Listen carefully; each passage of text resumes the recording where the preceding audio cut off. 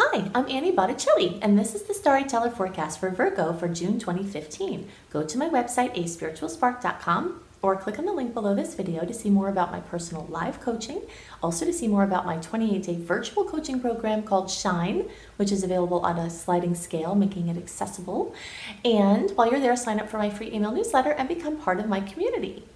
We have got so much sweetness in this month. I am so excited to tell you all about it. We have a couple of patches to look out for, and we'll just talk about all of it. So we start out the month with this full moon on June 2nd in Sagittarius. And we know that full moons bring things to completion, they bring things to fruition. They're times of emotionally discharging our energetic fields. So maybe all month before the full moon, you're just kind of doing things, and then around the full moon, it's like it makes me think of when a dog gets wet, when you're taking them you do a bath, or they come out of the water somehow and they just shake all the water. Of course, water represents emotions, and full moons are very much like that. It's like they discharge their field of all this water, and at the full moon we discharge our fields of all this water, all these emotional things that have been building up. So they're often emotional, and sometimes people feel those emotional clearings several days before. I usually get my full moon freak out 2 to 3 days before the actual full moon. By the time the full moon happens, I'm already done. That's all good. I'm clear now. And so you might find this too. So when I give you the dates for the full moons, just remember that with all transits, you can feel them around that day, not just always on that day.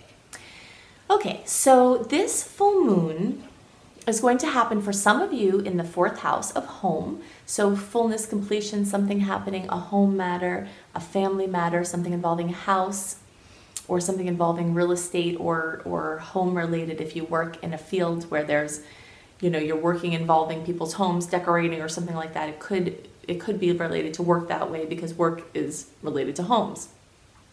Home and family, something involving mother. The rest of you will have this fullness come in the house of your communication or transportation. So something involving devices, something involving your car, or otherwise your mobility. Also could involve a sibling or other relative that's not your parents or children. Although since it's on the line there, anyone in your home or family is kind of a potential. And some of you might feel the fullness in both. When something's on the line like that, there's not a very clear line of delineation where we're going to feel something. So you could feel it in both. So those are the sections that are highlighted. But there's this other element of the full moon I want to talk about too, which is Neptune is squaring the full moon. So Neptune, in its less supportive role, can bring confusion, addiction, escapism, deception, murkiness, chaos. And when there's a challenging aspect like a square, 90-degree angle, it's more likely that you're going to see the less pretty parts of the potentials of Neptune. Neptune has some wonderful potentials, but you don't see them as much, or you see them retrospectively sometimes when you have it in a challenging aspect like we do here. So information is being withheld in the situation that's coming to fullness. A secret comes out. Something going on is also affecting a relationship, or for some of you it could be your health could be related to this as well. So all of that is happening at the beginning of the month. Once we leave from there, we do have one other patch when Mercury is going direct where there can be some chaos. But there's so much sweetness. So let's talk about some of the sweet aspects. And I say sweet because they're in harmonious angles. They're planets in a harmonious angle. And this brings great coherence to the field. This is like sacred geometry in the sky, where just how you feel better when there's coherence around you. These are aspects that bring more coherence into your life. So June 5th, we have a sextile, which is a nice aspect, a 60-degree angle between Mars in Gemini and Jupiter in Leo. And this period of time is going to be very strongly related for most Virgos to recognition in the workplace, career, work, life purpose, something involving father or authority figures, something involving your place in the world. This area is so strongly brought up by these transits in June, because not only do you have this triad of energy, there's Mars, which rules this forward movement and things that you're like hot on at that time. It's like wherever Mars is in your chart, you're like really focused on that. And you haven't had Mars there for 2-ish years. You're not going to have it again for 2-ish years. So this is a time where recognition, things come to fruition, strong energy, strong focus is on your place in the world, however that manifests for you. Then you have the sun there, and this happens for 1 month every 12 months. And the sun brings this vibrance and warmth, and it can bring this recognition and attention. It can also bring a spotlight as to problems. You know, when you have a spotlight on something, it shows it more for what it is. So it shows the better, like maybe you see a new dimension of something that's positive, but it can also be for worse, where the more closely you can see something, the more you say, I don't like that part of it. The sun is in your career, work, life, purpose, authority figures, that house. So for better or worse, you're going to be seeing things that you haven't seen before. Then you have Mercury there, and Mercury is partially in retrograde. So asking questions, am I doing this, doing what I'm supposed to be doing? You know, am I doing this the right way? I have to reconfigure all of how I work and how I make my presence known in the world, all that going on. Then Mercury going direct in all of its awkwardness, you know, and then that all going on in that house. Then we have the new moon. The new moon is going to come and open this new chapter, and that happens on June 16th, of new energy in work. So there's just all of this work energy. Some of you later degree Virgos are going to have some of this energy be in the 9th house, which is, and it could be linked to your work still, but the 9th house has the flavor of teaching and learning and publishing and writing and sharing information, religious studies, anything involving religion or faith, topics about that. Also things involving international dealings, different countries and cultures and languages. And perhaps those are elements of your work already, so you see they're all linked that way. But if your focus is more on school and not your work, it's possible because they haven't gotten into that work sector yet, but they will. The planets will get there. So June 5th, we start this Mars aspect to Jupiter, and Jupiter is the great benefic. It expands everything. So you've got Jupiter in your 12th house, and the 12th, well, most of you do.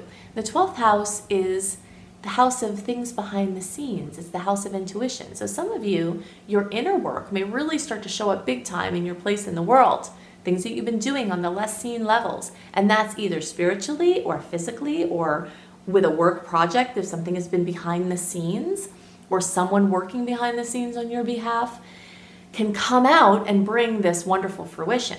And then you have the sun making this same aspect to that on June 8th. So since the Mars and the sun are so close in the sky, they're kind of making, one will make an aspect and the other one will make the same aspect. They're just kind of like piggybacking on all of this awesomeness. So then in between that, we have Venus and Saturn making a wonderful aspect. And we know Saturn can be kind of grumpy, but in this case, Venus is like making Saturn happy with some sort of gesture, perhaps a wink, a little flirt. And the crotchety old codger we know as Saturn is enlivened and happy. And when Saturn is happy, everybody's happy because Saturn has the money and the wisdom and the stick-to-itness and all the keys to the things that we want in this tangible form. Saturn has those gifts and those keys and that information, and Venus rules love, beauty, and money. So this is just another sweet aspect. But again, since we're in Mercury retrograde, even when we go direct on June 11th, we still have the shadow period of Mercury retrograde till June 27th. So a lot of this sweetness is linked to something coming from the past, and that's true for all month. So any of these things that may seem to come in as new, there's going to be some link for something you were doing in the past, something you were in the past, somebody you know from the past, a job you were at in the past, some past component, something you wished for in the past, has this very strong component of past being brought into present. So then we have the Sun and Mars both making this beautiful aspect to Uranus. So now we made this great aspect to Jupiter, which rules this expansion and growth. Now Uranus is the planet of surprises, and it's in revolutionary Aries, so just like radical kind of things. And we've recently had some aspects with Uranus in previous months that were not good. And again, so when you have a challenging angle, it tends to bring out the worst of the potential of that planet. when you have a sweet angle, it tends to bring out the best. And Uranus can bring happy surprises when it's in this aspect. So, because Uranus has this surprise element, it's like a lightning strike. It's something that comes out of the blue, like, whoa, that wasn't just there, now it's there. And so that energy is surrounding the sun, what you want to do, what you want, what you desire, what makes you feel alive. Mars is how you use your energy. So that these surprises are coming in this way. And it could be that support is coming to you from out of the blue. People you didn't even know were there. Or people that you were expecting it from. You know, support is coming, and it's showing up big time this month. So then on the 11th, we have Mercury going direct, and as we know, it's awkward. So like around June 8th, so like several days before it goes direct till several days after, so from like June 8th through the 14th, there's this energy of slowing down, like to make a U-turn, you know, when you're cruising along, and then it's like, oh, I missed where I have to go, and then it's like, oh, slow down, and then speed back up. It's awkward. That's what it's like when Mercury or any planet is going direct. And so even on the days after Mercury is direct on June 11th, it's still awkward, especially for several days. So just try to avoid signing anything. If things are coming in, try to avoid saying too strong of a yes or yes with qualifications, you know, because you're still getting more of the information as the month goes on. So on June 14th, we have the sun and Mars. See, the sun was kind of chasing Mars. You know, it was Mars was making an aspect, and then the sun was coming and making the aspect, but the sun moves faster than Mars does. So then it overtakes Mars and it sits right on top of it. And it makes this once every 2-ish year aspect called a sun and Mars conjunction. So this is also happening when the awkwardness of Mercury just starts to wane a little bit. And so this can be a power day, a productive day, where you can start to do some of the things that you hadn't been able to do before. And they can be very effective. Also on June 14th, we have Saturn going retrograde, and it's going to go back into Scorpio. So it had finally gotten out of Scorpio and gone into Sagittarius. And then now, this month, it goes retrograde, and then it goes back into Scorpio, and it spends some time in Scorpio for several months before it goes back into Sagittarius after it goes direct. So this is like karma from previous relationships being brought up. Maybe the word karma doesn't resonate with you, and that's fine. Karma, how I call it, is that thing, those things that seem like they're following you. And it's like every time you think you're free from them, it's like a pattern where it's like, you know, this is challenging. Now, of course, there's good karma as well. And that could be positive, things that seem to follow you, you know. But a lot of times we talk about karma in frame of something like it's challenging, it keeps showing up. I believe that a lot of the karma, whatever you want to call it, that we have comes from really strong belief in something. And sometimes this is a conscious belief. And sometimes this is an unconscious belief, and it's harder to track, but it's always this strong belief about something. So you might notice if something annoys you. Some people are annoyed by dogs, right? There's a lot of people who are crazy dog people. I'm a crazy dog person. I'm one of those people. Other people don't like them. They're stinky, they're hairy, they're gross, they are annoying, they bark, whatever. I don't blame you. I have no charge on that myself. I totally understand if you're not a dog person. But if you are a dog person, you might notice that if you're not a dog person and you have a charge, there's a difference between not being a dog person and having a strong charge against the dogs, because that strong charge, that strong belief is exactly what I'm talking about. And it turns on this powerful magnet that draws to you the thing that aggravates you. So you might notice you're always having incidences where these dogs are doing this or these whatever, you know, it's like, it's all over the place for you because you have a strong magnet to pull it into you because you have a strong belief. So when Saturn goes back into Scorpio, we have this awesome chance to clear out karma. And part of how you can identify the karma and work with it is to find the strong beliefs. You might talk about this and talk about that, and you can talk about things even if you don't love them or not in resonance with them. You don't have a strong charge against it. Notice how it feels. Like, oh, I don't like that, but I'm not freaked out about it. That thing that you get supercharged where your neck goes like this and everything just gets tight. Those are the things that you're drawing in karma from. That just chafes your bottom, right? So the more you can do to soften those things, the less karma you'll have to deal with, because that's exactly what the transits are trying to do. They're trying to soften those tight places. So if you voluntarily, if you focus on it yourself proactively, you will stop having these things be so present in your world. You'll have every opportunity to do that once Saturn moves back into Scorpio. So then we have on the 16th, we have this new moon in Gemini that I referred to earlier, new stuff involving work, new chapters, or things coming from the past back. June 21st is another power day. This is the summer solstice. The sun moves into Cancer and brings us our longest light day of the year. And this, I mean, I guess if depending on what hemisphere you're in, anyways, I always forget about that. But if this is your day of most light, then you can do some either way, whether it's the day of shortest light or the day of longest light, this is your time of deep work going into the ethers. I cannot talk about astrology without talking about spiritual topics. I can't, because they're so related. The way that I see the energetic potentials in charts manifest is that they come in as potentials and they bow down to your inner programming. So if you're not working with your inner programming, then you are a slave to your programming, then you're not getting the best of the positive transits, and you are getting the worst of the negative transits. You don't want to be in that position. You want to be in the position where you're getting the most out of the best transits and you're being spared from unnecessary drama from the bad transits. This is life. Things are going to happen. Death happens to everybody. Bad things happen. But more unnecessary drama is happening when you have issues unresolved within yourself. The potentials come in from the sky. They come in through your crown chakra. They mix with your program.